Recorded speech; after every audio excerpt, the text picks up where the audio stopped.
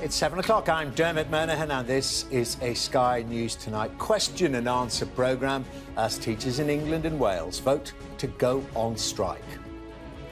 Thousands of teachers from the National Education Union will strike in a dispute with the government about pay.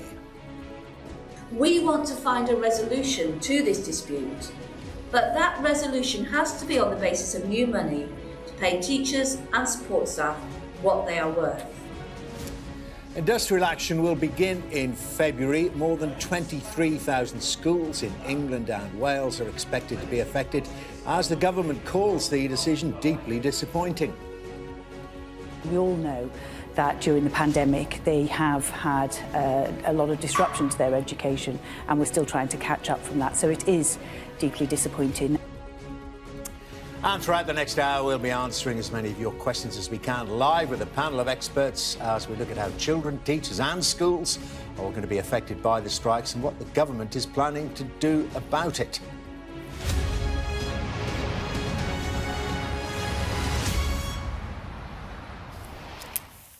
A very good evening and welcome to a Sky News Tonight question and answer programme about the teachers' strikes in England and Wales. Today, thousands of teachers voted to take industrial action over 7 days in February and March in a dispute with the government about pay. More than 90% of people who voted in a ballot by the National Education Union, the NEU, voted in favour of strike action.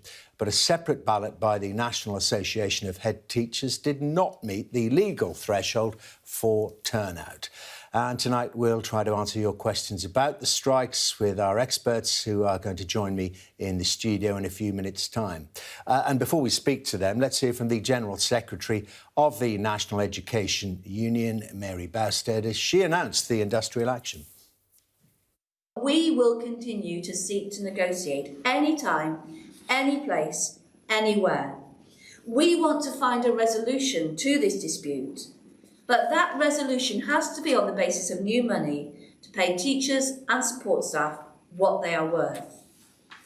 And whilst we seek to negotiate, we will be campaigning to bring parents and other stakeholders with us. Our action is absolutely not designed to hurt them or to disadvantage our pupils and our young people. Rather, it is a stand we must take now if things are not to deteriorate further. Well, these are the details of who will be striking and when they'll be taking that action. On Wednesday, the 1st of February, all eligible members from the National Education Union in England and Wales will take action. Then, on Tuesday, the 14th of February, all eligible members in Wales will strike. On Tuesday, the 28th of February, action will be taken in the Northern, North West, Yorkshire and the Humber regions. Then, on the first day of March, all eligible NEU members in the East Midlands, West Midlands and Eastern regions in England will take action. And the next day, on the 2nd of March, teachers in London, the South East and the South West will go on strike. Then, on Wednesday, the 15th of March, all eligible NEU members in England and Wales will take action once again. Then again, on Thursday, the 16th of March.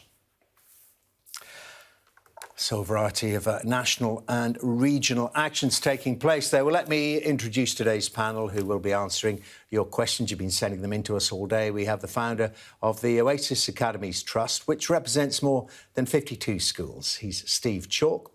Also the editorial director of NetMums, Jennifer Howes. The NEU member and head teacher at Gospel Oak Primary School in North London, John Hayes. And just to alert you a bit later on, the former Education Secretary, Justine Greening, will be joining us here in the studio. So, as I say, plenty of your questions coming in. As you can see, a hand-picked panel of experts to deal with them. So let's start first with the teachers' demands, the core of the dispute. And so your first question, very welcome to you all, panellists. The first question then is, quite simply, what do teachers want? Why are they striking? That is from Adam. Or do they want more money? Well, let's go straight to the teacher. What is the nub of the action? So essentially, teachers' pay over the last decade hasn't kept up with inflation. So year on year, where there have been pay rises, and quite frequently there have been none, it has meant that given that inflation rate, teachers' pay hasn't kept up, and therefore teachers effectively are earning less and less each year. But I'm a head teacher and still a member of the National Education Union. I also voted to strike.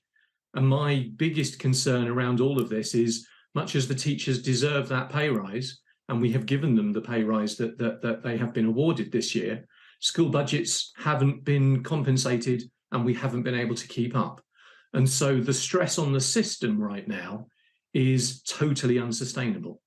That's my greatest concern. So I think teachers do need more money. It does need to reflect what they do and the inflation rate that it has to compete with. But equally, that needs to be a fully funded pay rise.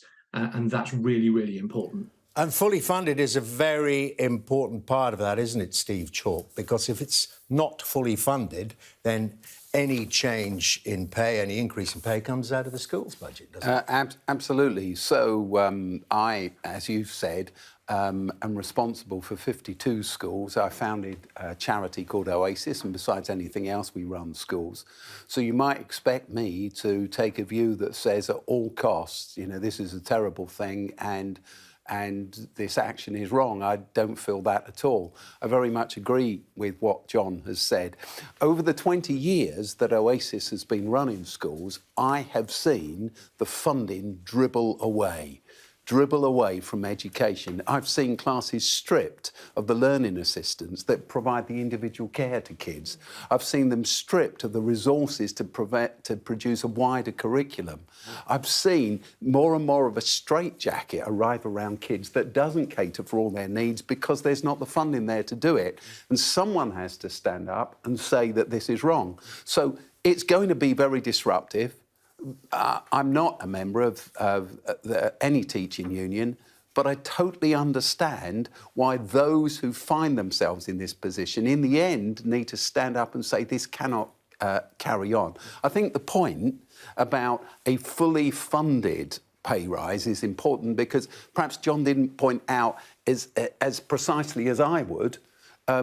For Oasis, we run 52 schools. The rise in teachers' salaries that we wanted to give has cost us £4 million this year. £4 million out of our budget, stripped out of classrooms to fund teachers' pay rise. But that's because, though the government announced the pay rise, they didn't give us a penny towards it. So my friends who are members of the NEU and the other teaching unions, like me, they love kids. They love kids. Let's just add in there in terms of those rising costs, because it's not just that then, this unfunded pay rise, but also at the same time, just general economic conditions, increase in heating costs, food. Yeah, so that was £4 million for the extra salaries. The energy price rises have been astronomical. I was in one of our schools just the other day, and their energy bill at this time last year was £3,000. This year, it's £16,000. So the reality is, if we want to provide kids in our country with education, we have to invest in it. And the other thing I'd say, and then I'll shut up because I've been talking for too long, 40% of teachers, new teachers, who come into the profession, 40% of them leave within 5 years. Okay. They leave because they come eager to teach. It's a vocation. They come that way. They leave because they're worn down. Obviously got a lot to say, and I would have put it more politely than that, but in terms of, right, you're going to stop, because I want to hear from Jennifer. And Jennifer, in a way, can I term you as, you're representing a lot of parents, of course, but a lot of those parents, I suspect, will be teachers as well. Indeed. We see with NetMum's parents that the majority of them support teachers. They understand the challenges. They also understand that teachers are there because they love to teach. They love kids. They love being part of the educational process and bring a lot of passion to it. At the same time, parents, a lot of what is happening is it's being filtered down to parents. So you've got the teachers and the teaching unions on this side, you've got the government on this side, and they're playing hardball and they're not negotiating. And as a result, everything is falling again to parents. And the parents that we've been talking to, especially today as it became more obvious this was going to happen, they were saying, they just, one said, oh, my heart just dropped when I realized it was going to happen because it felt like lockdown all over again, where suddenly it's down to me. We're going to get on to that, the effect on all these missed years of education already, and now it looks like we're going to get more of that. But just on the core of the dispute, and just to go back to you, John Hayes, on this issue of money, even if a settlement is reached, some kind of compromise, where do you think the money will come from? You said where you think it should come from. I think changing the charitable status of independent schools is a critical step that needs to be taken. I think we've seen all sorts of money leaking away to those in big business who somehow manage to avoid paying the tax that they should. I think there are plenty of ways that the government can find the money to invest in children. But, I think it's absolutely vital that they do this. As everyone on the panel has said so far, the children are the most important thing. If we can't do right by them right now, then we're not much of a country. And I think the government just have to prioritise state education and make sure that they do what is needed, because it is critical. And I would like to come back on the points that were made about the impact on parents, if I may. The parents, as Steve has quite rightly pointed out, have seen the decline of state community schools over the last decade.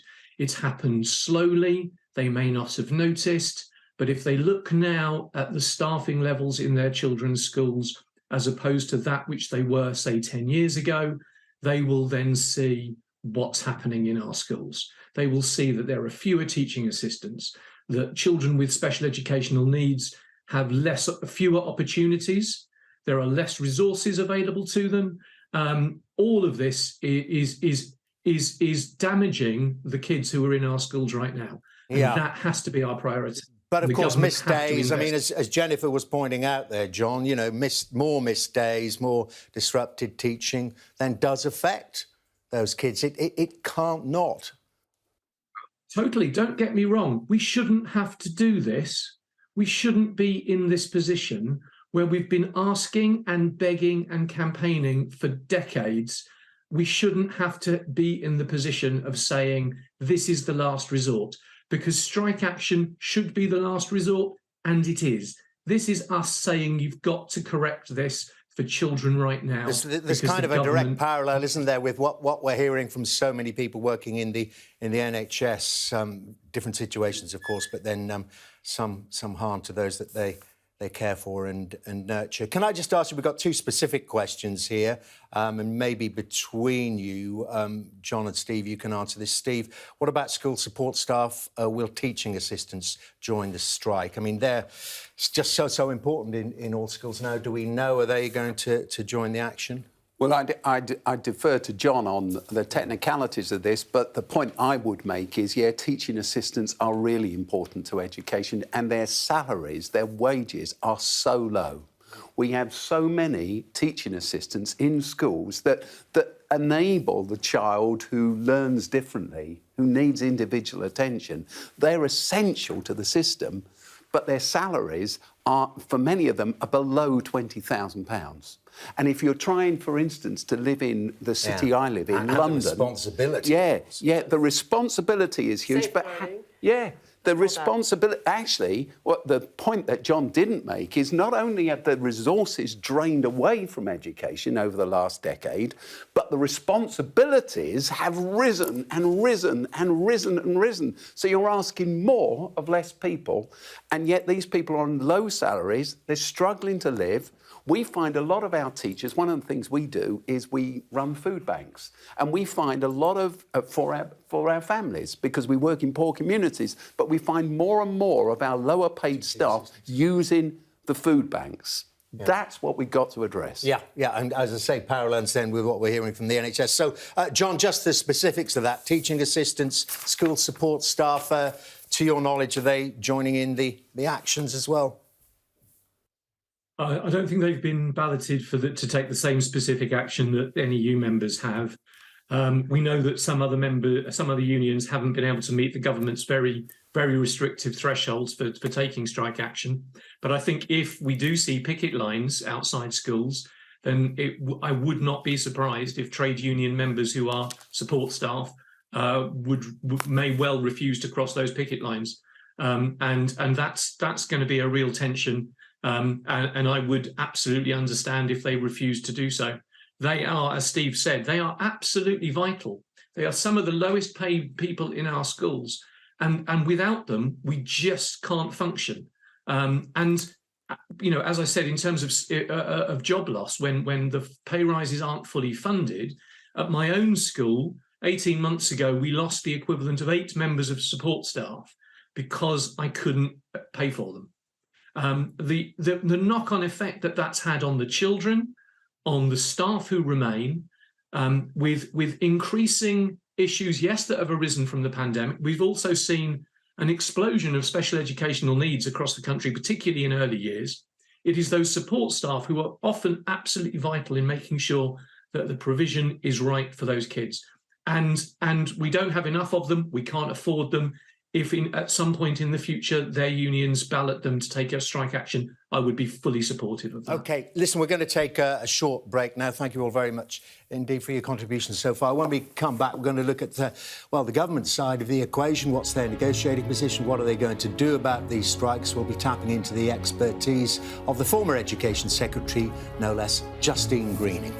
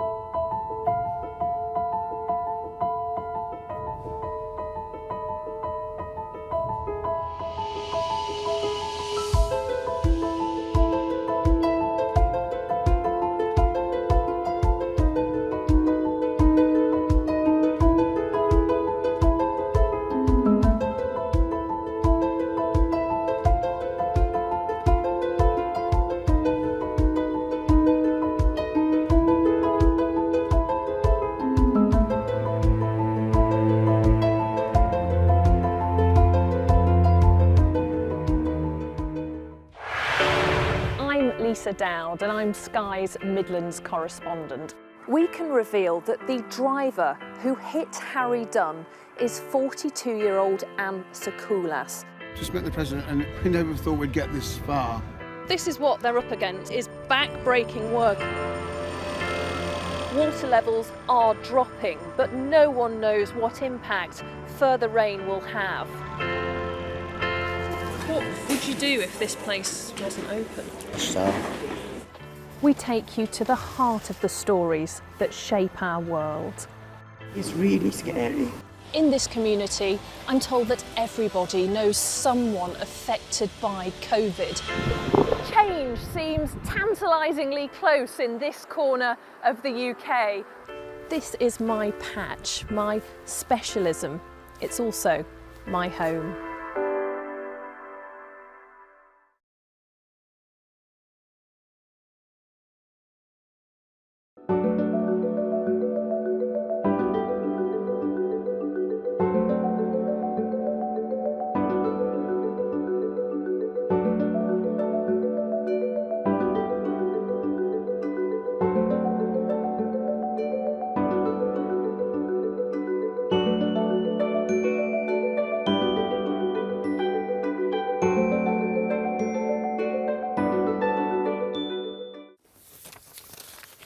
Welcome back to a Sky News Tonight programme about the teachers' strikes now to take place in England and Wales. Bring our panel back in just a moment or two, but first the government have said that they are deeply disappointed with the announcement this evening, the National Education Union's decision to strike. Speaking after that announcement, the Education Secretary said that it will have a damaging impact on pupils' learning. Well, we have the independent pay review body for pay, which of course we have accepted in full, and it was actually a lot higher than all the schools had budgeted for, and that's why we've also provided additional funding. But you know, it is deeply disappointing for parents and for children, and it will have an impact on children. And obviously, after the pandemic, that's going to be quite you know, difficult, because we're already, you know, trying to catch up with children. And, you know, it's particularly disappointing because we have, the very first thing I was asked to do was to secure extra funding, £2 billion for next year and the year after, which is what we did. So it is extremely disappointing.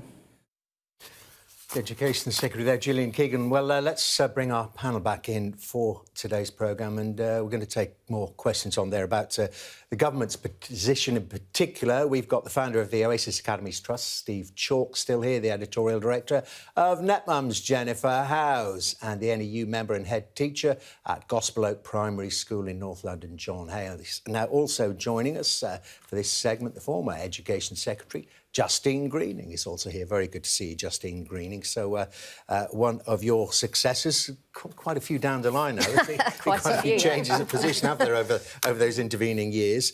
But the key question is, we've asked the question about what the teachers are demanding, and of course the other side of the coin, and this is the question, could the strikes be called off if a deal is struck with the government? Well, of course they could, but is the government minded to strike a deal, I suppose? Exactly. And I think, first of all, as everyone has said, I mean, this is obviously a disaster for children's education to lose even more days after the COVID schools shut down. And we know that the children that suffered the most during that shutdown were the ones that were the least privileged. So this is a country that's trying to level up, and those people right at the sharp end are now going to have even less education. So that's the first thing. And I know that teachers up and down the country are hugely passionate about their students and education. So I think on a positive level, it was really good that Gillian Keegan was round the table with the teacher unions. And I hope they can keep talking, because the sooner this gets sorted out, the better. At the same time, I think if you're in government, that there probably needs to be a sense of you can't buck the markets. There's a teacher labour market out there. When you look at teacher recruitment in the last round, some crucial subjects like physics, only 17% of teachers were recruited into those training places, under par in maths. So actually, both sides, in a sense, are going to have to come together to work out how we have a teacher pay and reward approach that means we do get the teachers that our school system needs. And puts pupils at the centre of it, because especially as you're talking there about, you know, these two missed years, crucial years in so many children's lives. And of course we know about the vast numbers of children who've just disappeared altogether from the school register during the lockdowns, just haven't gone back. So this second question following on from that, why, Justine Greening, do you think the government has let it get to this point, given that need for levelling up, given that need for catching up, and here we are facing more disruption? Well, I think there's a lot of pressures on the school system, and I think that post-COVID, you saw Sir Kevin Collins, someone who I worked with as Education Secretary, have a huge amount of respect for. He comes forward with a catch-up plan to help people recover their education, and in the end that plan wasn't fully funded and taken forward. Now, there is more money going into education over the next 2 years. I think it's 8% both years, so that will help. But I think there's been an extremely difficult period that teachers have gone through, and although we are obviously and understandably focused on the NHS and the very visible pressures the NHS is under, for the education system, these pressures are much more invisible. You can't see the fact that a child has lost out on their learning and what that will mean for their future. It's very hard to sort of almost project that. And so I think there's a sense of things reaching that crisis point, in a sense, where teachers are trying to now have that discussion with the government about the resourcing and the pay system that will be required. But in the end, the lost education that children are going to have is not going to help. And I can speak from personal experience. I was in the school system in the 80s. I lost days of my education down to school strikes then. And in a sense, as a pupil, I just felt caught in the middle of this. I didn't have a vote. It's not like I could make my mind up who was right or wrong and then vote out that government or vote out vote against the teachers striking. And so I just think it's not acceptable that children and young people end up in the middle of this. And in a sense, the adults need to sort this out. Well, let me ask John Hayes that, because, John, you were nodding with that. I mean, it's not acceptable, is it, that the innocent parties in this become the injured parties? Is there a way? Is there any wriggle room here? Any potential for a meeting of minds that could avert this?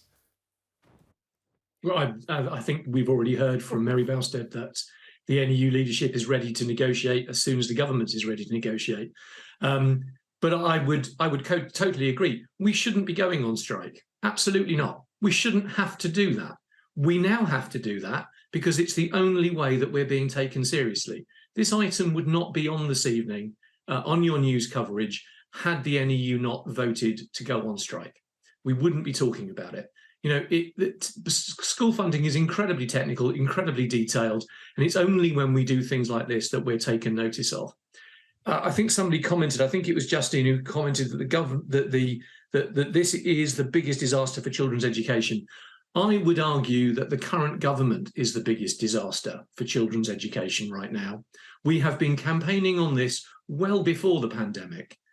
We shouldn't be in this place. State education in this country is right on the edge, and it's that way because of the government and the decisions they've taken. The fact that the NEU and teachers are responding in this way shouldn't be any surprise to anyone. OK, well, that's straight at you then, Justine Greening. We're coming on for 13 years of Conservative government, and you were part of that and part of that education system that John is saying has actually been neglected on your watch. Well, first of all, for me, it was a privilege to be Education Secretary. I absolutely loved that job. It'll be the best role I ever get to do in my life. And I actually very much enjoyed working with the unions, and I tried to make sure that we had a constructive relationship. And you're always going to have discussions, disagreements and debates with the union. But what we tried to genuinely do was to not stop that from working on a broader agenda on education where we could agree. And I genuinely think that someone like Gillian Keegan is in a similar place where she really does care about social mobility.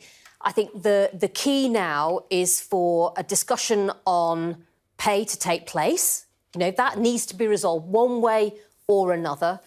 But I think there needs to be a broader discussion around how we can put in place that long-term plan on education that can not just help young people and children catch up post-COVID, but can close the gaps that open up in our education system that then mean we do not have a Britain with equality of opportunity. I just want to bring in Jennifer here on that before we lose track of it. The point that Justine was making, very, very passionately. We're all passionate about it, about the innocent parties in all this, the students, the young people who are missing out on crucial years, crucial times in their education.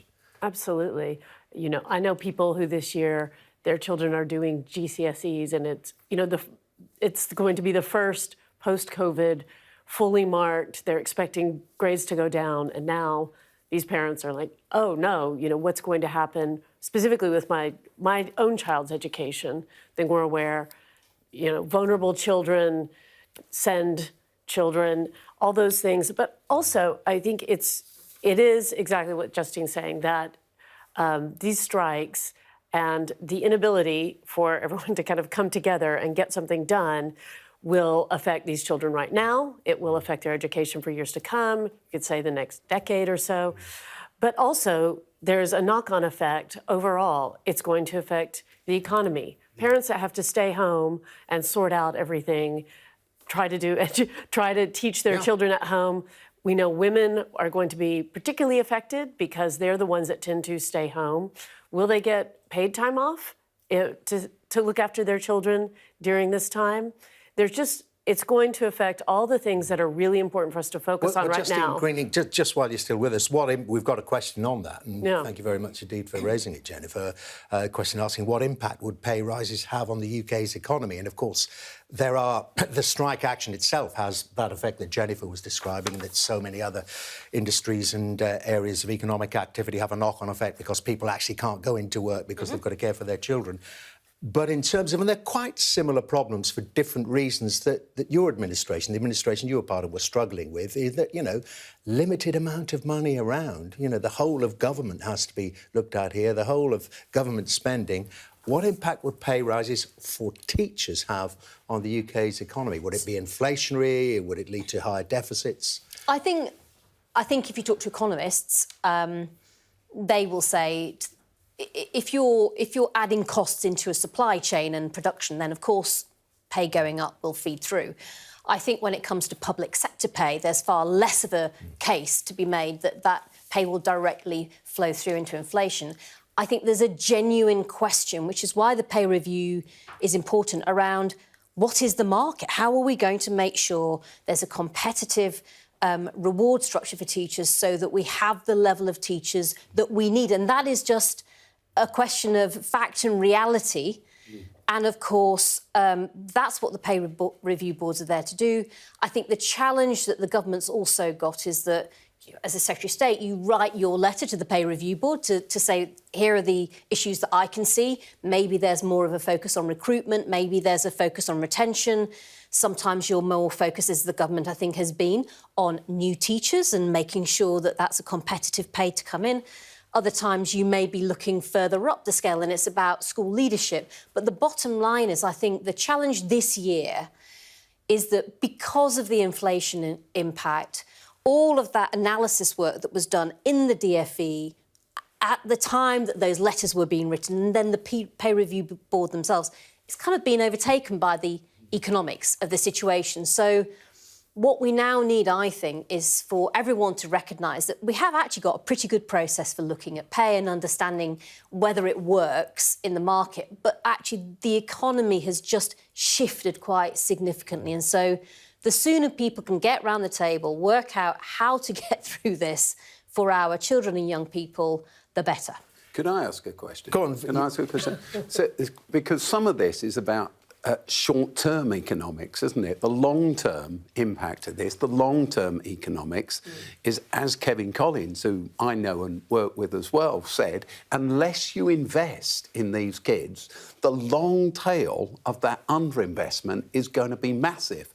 If we want a winning economy in the future, is there not a place, Justine, for investing now? This is the big structural question, though, isn't it, about short-termism? I mean, we've just been talking, Rishi Sunak's been talking about, maths and getting more into technology and bringing up that education. Well, I've never heard a government that doesn't talk about education being the future. But then they want to get elected in 2 years' time and they don't want to have a massive deficit and tax rises to go into the election on. And that's why you have to have much longer-term thinking from the Treasury. We used to be in a world where investment in physical capital and roads and infrastructure was how you powered the economy. Now it's as much about human capital. It's about us and our people and whether we can, have the talent that our businesses need. I work with lots of businesses through my social mobility work. They have, at the same time as we face a cost of living crisis, Dermot, we haven't got the skills these companies need in great careers, great jobs. So actually levelling up and powering the economy and improving productivity go hand in hand. You're not going to fix that overnight. And so you come back to the teacher strike and in a sense, how counterproductive that is to that whole mission we have as a country on levelling up. And what you'll need to do is not just look at pay, but look at the wider teaching profession. But with all that in mind, then what about a couple of extra billion? I don't know how much it would cost to settle this, but it's worth it, isn't it? I'm sure those are the debates that are happening inside government. But it's more than that for teachers as well. It's around the environment they're working in. It's around continued professional development. It's the career itself and making sure that it's not just the pay that's appealing. The broader career itself is something that I know teachers are hugely passionate about. It's a vocation. It's a vocation, and that's what you need to work with in the coming years. I think also we need to pay attention to the role that schools play overall in the communities. Wraparound care, breakfast clubs, all that kind of extra life-affirming, well-being, learning that's not necessarily book learning, but teaching kids how to be socialised and being a kind of focus for the community. Well, that's going to be in our next section. John Hayes will have an awful lot to say about that. We'll be coming back to you, John, very soon. But for the time being, thank you very much indeed, Justine Greening, for coming along to share your expertise and your inside knowledge with us. It's been so valuable. And you are watching a Sky News Tonight special programme about the teachers' strike. Coming up next, as I say, we're going to be discussing more on how children are going to be affected by these strikes and whether they'll affect exams. Of course, those summer exams, so important. More coming up.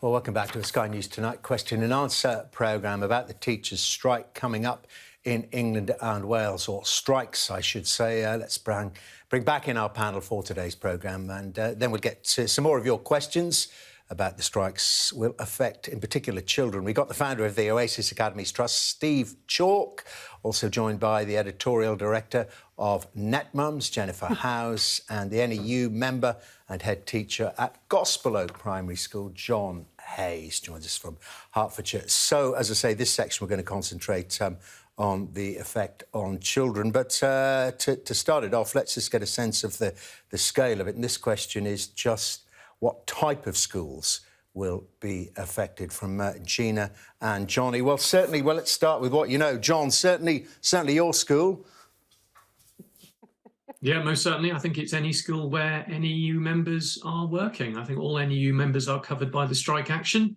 And I believe anyone who joins the NEU from today will equally be covered.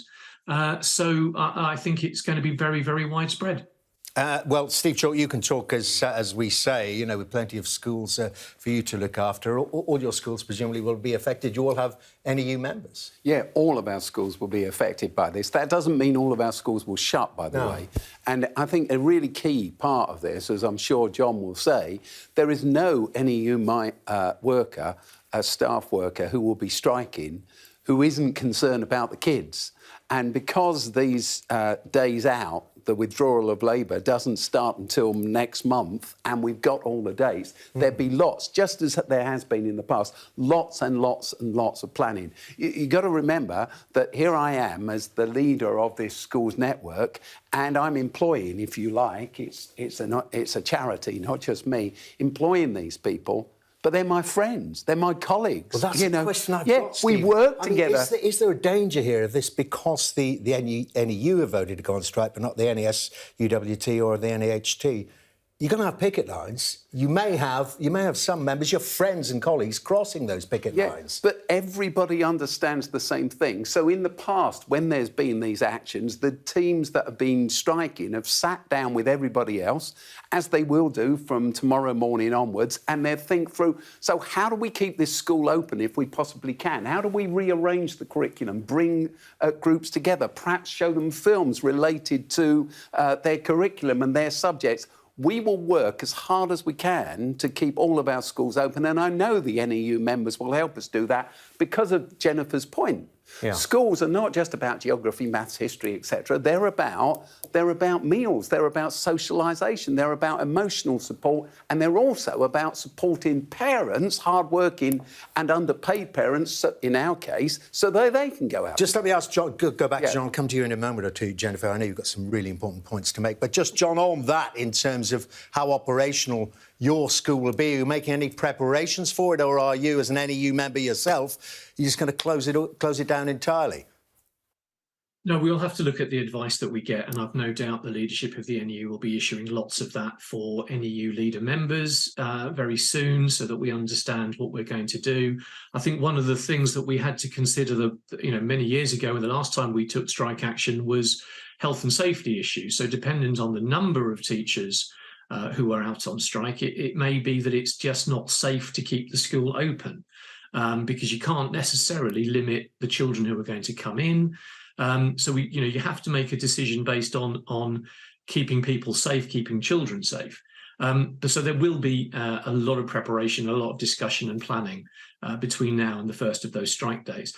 But I'm optimistic that maybe the government will take us seriously now and get round the table tomorrow and start talking so that we don't have to go on strike. That would be the best outcome for everybody. Still a way to go. OK, this question, Jennifer, you've touched on it already, and we're all so concerned about it. What will be the impact on children's education after COVID, after months of lockdowns, at a crucial point in their educational careers? Exactly. There are so many families that the children and the parents feel like they're at breaking point.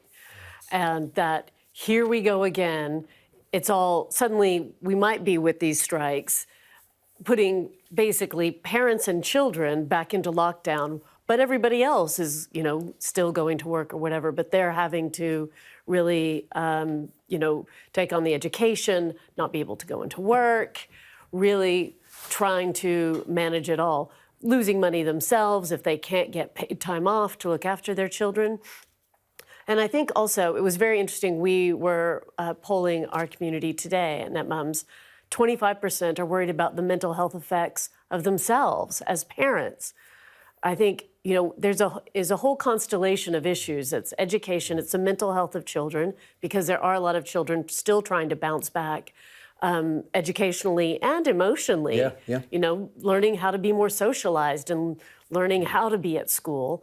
And then you have the parents themselves who might be struggling, whose income might have taken a hit during COVID and now during the cost of living crisis. And now this is happening as well. I think I can't really overstate. Basically, I was talking to somebody on our staff today. She said, oh, my kids were jumping for joy. And I was just thinking, what am I going to do? That encapsulated. And Steve, but mentioning, the long-tailed effect of COVID, we've got that, what happened just in terms of the education you've missed and the mental health issues you may have got, the behavioural problems you may have developed. But there are also, and we touched on that with Justine Greening, large numbers of children who've disappeared from the rolls, haven't returned, and also a change in some of their carers' attitude towards school, in that, it's a bit optional now going to school. You can always catch up on, Zoom, or the teachers will send you something and you'll be fine. Yeah, that no doubt is a factor. Estimates vary, don't they? But at least 100,000 children are missing what we call persistently absent from school. Persistently absent means, by the way, absent for more than 10% of the time. But here's the thing, Dermot, we call them school refusers. It's a strange thing because, say, your child has a broken leg and they can't go to school, or the flu, or COVID, we don't say they're school refusers, we say they're ill. If a child has mental health problems, or parents have mental health problems, and for some reason they're locked into a world post-COVID where they just can't face school, we call them school refusers. But actually they have mental health issues. And that's why Kevin Collins' advice about investing heavily in the mental health care of kids and parents was so important and was ignored, and that's why he left. That's why he walked out. Point made by you both and Jennifer. Just another specific question, a quick one for you, John Hayes. Will strikes affect exams? And will students get more help? We're a way off, but, you know, certainly everyone's got those in mind, those summer exams coming up. I'm a primary teacher. I don't yet know to what extent the strike days will coincide with exams and exam preparation. But I think we do need to put all of this in some kind of perspective. We're talking about, I think the NEU has said no more than 4 days of strike action. Hopefully it will be fewer than that. The dates that have been published are many weeks apart. You know, what we need to look at is put this in perspective. 13 years of underfunding from this government for state education. 13 years, that's hundreds of thousands of children who've been through our schools as they have gradually lost staff and had fewer and fewer resources available to support those children. You know, the days that we're talking about for teachers to take strike action, when you put it in that context, is relatively small. Children need to be in school on time every day. The parents that I work with have heard me say that endlessly, and I totally believe it. But right now, we've got to look at the danger, the damage that is being done to children in school now. The ones who are in school aren't getting what they need. The special needs children are not getting what they need. And we have to stand up and say enough is enough. So a couple of days off, yeah, it's not great and it's going to be inconvenient. I get that. And I'm a parent. My kids are grown up, so it won't affect me in the same way. But it would have done when they were at school age. I get that level of inconvenience. But we've got to look at the bigger picture. 13 years of underfunding and a few days of strike action. I think we need to take some perspective on this. Exactly. There's some very important perspective there. And as you said earlier, it might not even come to that. There's still time for these strikes that are planned to be averted. We're going to take another break. When we come back, we'll be discussing how parents will be affected by the teachers going on strike. More about that after the break.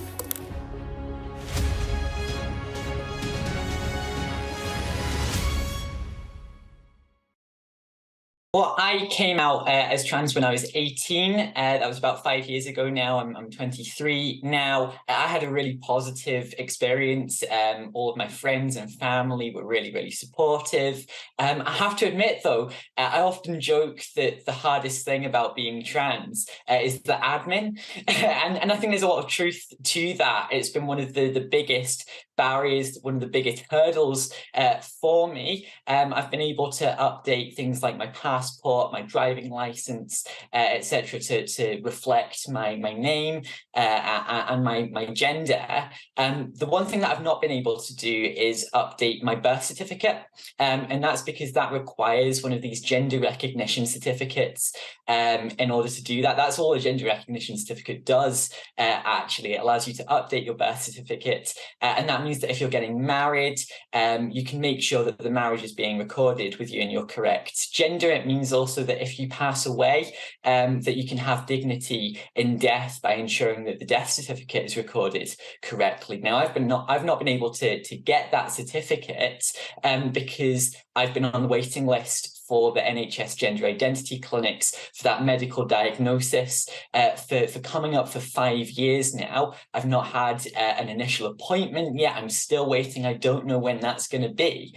And that means that under the current process, if I wanted to get that gender recognition certificate to update my birth certificate, I would have to pay for a private psychiatric assessment. I mean, that costs hundreds of pounds on top of all of the other costs related to gathering all of the other documents that they ask you to submit to this sort of panel of so-called experts who will never actually meet you to determine whether you're man enough or woman enough to update your birth certificate.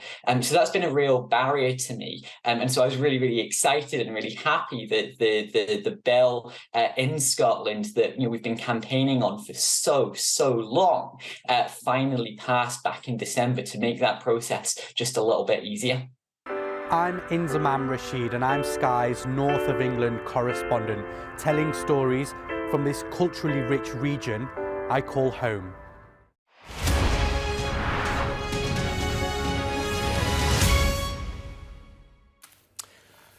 Welcome back to a Sky News Tonight programme on the teacher strike in England and Wales. And we're looking in this section, our final section, on the impact on parents. And we went out to hear from some parents in Bristol what they thought about it all just when the strikes were announced. And these were some of their thoughts.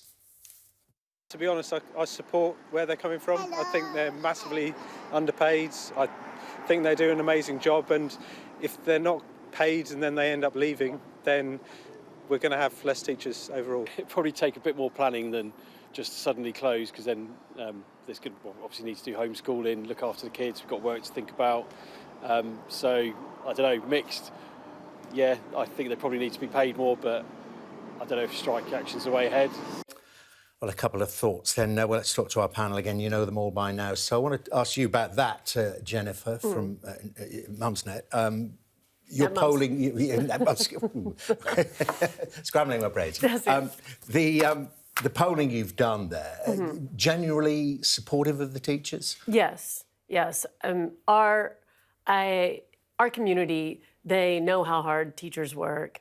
They appreciate the work we do. They get loads of support for all kinds of things for their children, beyond regular education. And more than a majority of them support the teachers, but they are also worried. And I think it's really interesting in this discussion, we're having a really important discussion about the political realities behind everything, economics. But for most parents, it's about the practicalities. It's this word salad of all these different unions and where they're going to be striking and what days. And the teachers might be striking at my school, but my school's still open. So do I have to send my children? Who will they be taught by? What will they be doing? So at NetMums, we're focused on that because... Well, we're getting plenty of questions like that. I mean, we've had one here about, and it shades echoes of the pandemic here, aren't there? Key workers can't take time off, which is why, of course, the schools stayed open for the children of key workers during those lockdowns. Not this time. John, do you get that? What's the attitude amongst your parents, many of whom I suspect are key workers? I think we had our own pay campaign some years ago, and the parents were incredibly supportive. They signed an open letter, which we took to the DFE and handed in with parents and children. So I think at Gospel Oak, I think parents will continue to... They know what's going on. Our PTA has been crucial in keeping us going through raising money through charity. My school represents an incredibly diverse population. We draw from a whole series of communities in the part of North London where I work. And many of those parents have come forward and said, we understand what pressure you're under, we'd like to make some donations to your school. We shouldn't have to survive on parent charity. So I think parents will be very supportive. I understand that it's going to be disruptive for parents, but I think parents also, and perhaps they don't know, the pressures that the schools are under educating their children all of the rest of the time. We're under-resourced, we're understaffed. Those are the things that are having the impact on kids' learning. A couple of days of strike action isn't going to have the same detrimental effect that 13 years of Tory government has had on them. OK, John Hayes looking at it in the round there. Now, another specific question. Steve Chalk, you've touched on this a bit earlier in the hour. The question is, how will online classes take place? And again, back to the pandemic, back to those lockdowns, some pretty efficient and effective systems put into place during the course of those months and years. So what about in the Oasis Academies? How are you going to deal with it? Well, first of all, as we've all said, a school going home, sending a whole school home is the last resort in all of this, and we work in all sorts of ways because of the rest of the care that a school needs to bring. But yeah, no, during the first lockdown, we sat down as Oasis and we were used to a situation where some kids have the privilege of having their own bedroom and a good internet connection and it's quiet and it's et cetera, and they could do their lesson online. And parents who also were helping them if they got stuck. Or... Yeah, all of that. And other kids, they're in a flat, there's 3 kids, it's squashed, they're trying to do the same lesson on a cracked screen of an old mobile phone. So what we did, and we don't have any more money than any other schools, we just looked at ways of investing. We went to Apple, I should say, and we got 32,000 kids in our schools. Other technology companies are available. Yeah, I know, yeah. But we bought, we bought 35,000 iPads.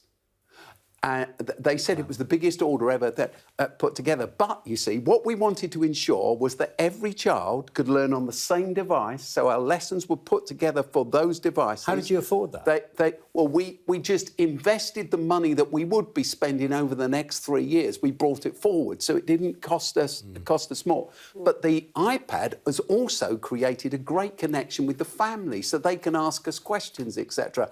So what we can say... And smooths out those digital inequalities. Yeah, all of that. So what we can say, it's been fantastic. What we can say, we still don't want to go to remote learning, but what we can say is if that happens, our families know how to use those devices. We're open, hold you front. I'm sorry we're out of time. It's just been absolutely fascinating. Steve Chalk, thank you very much indeed. Jennifer Howes, very good to see you. And John Hayes from Gospel Oak School there, very good to see you. Thank you very much indeed for your expertise. You've been watching a Sky News Tonight special question and answer session about the teachers' strike. Coming up at 8 o'clock, we'll be discussing that industrial action in greater detail.